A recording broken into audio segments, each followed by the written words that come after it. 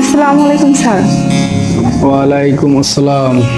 Sir আপনার অফিসে গেছিলাম চাকরির জন্য, পরে ওইখানে তো আপনি নাই, পরে বললো যে বাসায় কাজ করুন, তাই বাসায় আসলাম। হ্যাঁ, আমি তো অফিসে ইন্টারভিউ নেই না, বাসাতে সবসময় ইন্টারভিউ নেই। বাসায় যেহেতু এসে পড়েছ, ঠিক আছে বসো। মানে আমার চাকরিটার দরকার, তো তাই আপনার বাসা পর্যন্ত পৌঁছাই গেলাম। আর আপনি তো বাসায় বলে চাকরি দিচ্ছেন, তো এই যে স্যার আমার ফাইলটা। আরে ফাইল রাখো, ফাইলের কোনো প্রয়োজন নেই। আসলে আমি ফাইল দেখে না কাউকে চাকরি দিই না। মানে স্যার? মানে হচ্ছে এটাই, কিছু পেতে হলে কিছু দিতে হয়, সেটা তো জানো।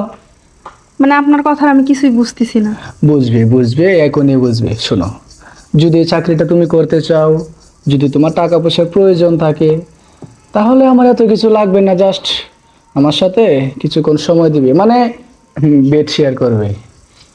এটা কিরকম কথা বলেন স্যার? চাকরির জন্য এইসব কাজ করব? দেখো, চিন্তা ভাবনা করে যদি তোমার চাকরিটা এতই প্রয়োজন হয় তাহলে করতে পারো, তা না হলে আউট যেতে পারো। দেখেন, আপনি যে এসব কথাবার্তা বলতেছেন, একটা মেয়ে মানুষের সবচেয়ে বড় হলো তার ইজ্জত। সেই ইজ্জতটা যদি না থাকে, তো তার জীবনটা মূল্যহীন ছাড়া। আর আমার এই চাকরিটার জন্য আসছি।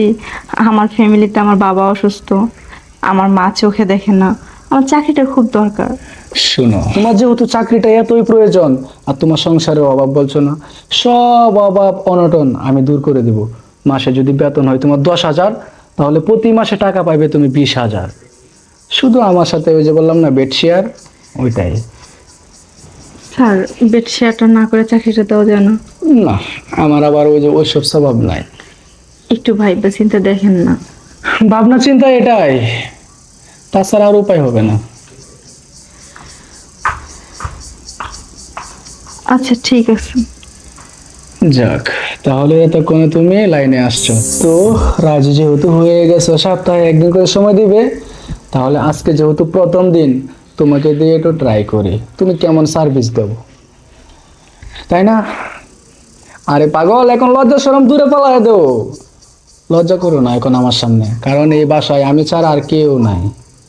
চলো, আমাকে আদর্শ ভাগ দিবে, তার বিনিময়ে তুমি চাকরি পাবে, টাকা পাবে, যেটা চাবে সেটাই হবে।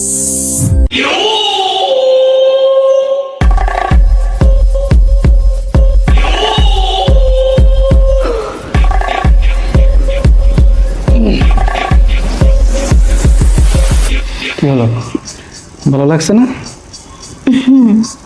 তাহলে একটা কাজ করো, তুমি এখন যাইতে পারো, কালকে সকাল থেকে তুমি চাকরিতে জয়েন করো, তোমার চাকরি একদম কনফার্ম। আচ্ছা ঠিক আছে স্যার। স্যার ফাইলটা নিলাম। না না, ফাইল নেওয়ার কোনো প্রয়োজন নেই, ফাইল আমার এখানেই থাক, তুমি যাও। আচ্ছা ঠিক আছে। ওকে। এইভাবে চলতে থাকলে আমার লাইফটা তো পুরো বিন্দাস হয়ে যাবো। বাকি আসবো নতুন নতুন আর খামো, নতুন নতুন আসবো আর খামো। কি হলো, আরেকজন তো আসার কথা, এখনো আসতেছে না কেন? আচ্ছা, আর কিছুক্ষণ অপেক্ষা করি। আসসালামু আলাইকুম স্যার। জি ওয়ালাইকুম আসসালাম। স্যার, ইন্টারভিউর জন্য আসছিলাম। হ্যাঁ, তা তো দেখে বুঝতে পারতেছি। Sit down please. Thank you. শুনেন, এই যে আমাকে ফাইল দিলেন, আমার এখানে না ফাইলের কোনো প্রয়োজন হয় না। মেয়েদেরকে আমি ফাইল না দেখে চাকরি দিয়ে দিই। স্যার, আমার না এই চাকরিটার খুব দরকার। আসলে এই চাকরিটা যদি হতো না, আমার অনেক ভালো হতো। নো প্রবলেম, কারণ আমি তো তোমার স্যার, কাছে আসতেই পারি। হ্যাঁ, চাকরি তোমার অনেক প্রয়োজন, সে কারণেই তো আমার কাছে আসছো। জি স্যার। চিন্তার কোনো কারণ নেই, চাকরি তোমার হয়ে যাবে, বাট একটা কন্ডিশন। কন্ডিশন? হ্যাঁ, কি কি কি কন্ডিশন? আমি যেটা বলবো সেটা কি তুমি মানতে পারবে? স্যার, আমার চাকরির দরকার। আপনি যদি আমাকে চাকরি দেন, অবশ্যই আপনার কন্ডিশন মেনে আমার কাজ করতে হবে। আপনি বলুন আপনার কি কি কন্ডিশন আছে। তেমন কিছু না, বিষয়টা হচ্ছে তুমি এত সুন্দর, যেই জায়গায় যাবা ওই জায়গায় তোমার চাকরি হয়ে যাবে। বাট আমার এখানে যেহেতু একবার এসে পড়েছ, চাকরি তোমার একদম কনফার্ম। আর যদি বেতন হয় তোমার 10,000, তাহলে আমি তোমাকে 20,000 টাকা বেতন করে দেব। স্যার, আমি একটু একটু বুঝতে পারছি আপনার মানে চাওয়া পাওয়াটা। আমি যদি আপনার কথা মতো চলি তাহলে কি আমার চাকরিটা হবে? হ্যাঁ হবে, 100% হবে। ঠিক আছে, তাহলে আপনি যেটা চান সেটা পূরণ করতে পারেন, বাট পূরণ হওয়ার সাথে সাথে কিন্তু আমার চাকরিটা দিতে হবে। স্টাম্পে সাইন নিয়ে তারপর দরকার হলে তুমি আমার সাথে ওই কাজ করতে পারো, কিন্তু তোমার চাকরি বললাম না কনফার্ম। সাইনের দরকার নেই, আমি আপনাকে বিশ্বাস করলাম। বিশ্বাস যেহেতু করছো তাহলে আর দূরে কেন বসে আছো? তাহলে আরো কাছে আসো না। আর কত কাছে আসতে হবে? এক্সকিউজ মি, আপনি কে? আমি আমি হচ্ছি আপনার খুব পরিচিত একটা মানুষ। আপনি আমার গালে থাপ্পড় মারলেন?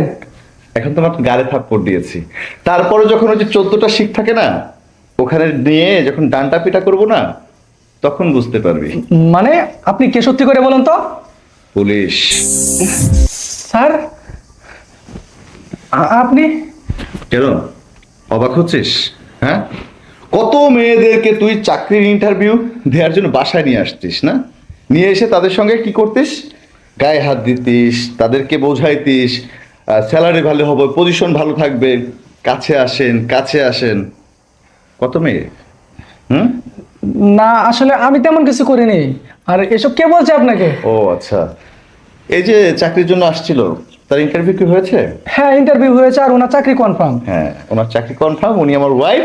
আমি এখানে পাঠিয়েছিলাম চাকরি কনফার্ম করার জন্য, কারণ তোর এগেনস্টে আমার থানায় অনেক অনেক অনেক মামলা জড়িয়ে আছে, যেটার সাক্ষী প্রমাণের অভাবে তোকে অ্যারেস্ট করতে পারতেছিলাম না। আজকে ওকে দিয়ে ছোট্ট একটা নাটক করিয়েছি।